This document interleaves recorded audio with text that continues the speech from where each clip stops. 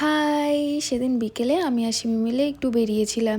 তারপরে হুট করে সিমির একটা কল চলে আসায় রাস্তার সাইডেই একটু দাঁড়ালাম। অফিস থেকে ওর কল এসেছিলো, তাই কলটা অ্যাটেন্ড করতেই হতো।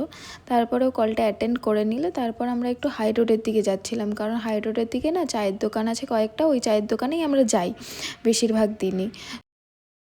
গরমকালে না বিকেলবেলা একটু বেরোতে ভালোই লাগে, মনও ভালো লাগে, শরীরও ভালো লাগে। তারপরে চায়ের দোকানে গিয়ে আর চা খাওয়া হয়নি, আমি একটা ক্যাম্পা খেয়ে নিয়েছি।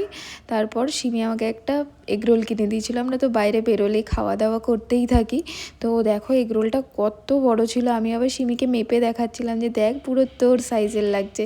তো সিমি হাসছিল ওই জন্য। তারপরে আমার ফ্রেন্ডরা চলে এসেছিলো। আমার একটা ফ্রেন্ডের ওই পার থেকে, মানে আমাদের লাইনের ওই পার থেকে একটা ওষুধ নেওয়ার ছিল, তো ও সেটাই নিয়ে নিল। তারপরে এই কালুর স্পেশাল পাপড়ি চাটের থেকেও 2 প্লেট পাপড়ি চাটও নিয়ে নিল ওর মায়ের জন্য। তারপরে আমরা বাড়ি ফিরে গেলাম। আর আজ যেহেতু বুদ্ধ পূর্ণিমা ছিল, দেখো চাঁদটা কত সুন্দর লাগছে। আর পূর্ণিমার দিন চাঁদ তো এমনিই গোল থাকে।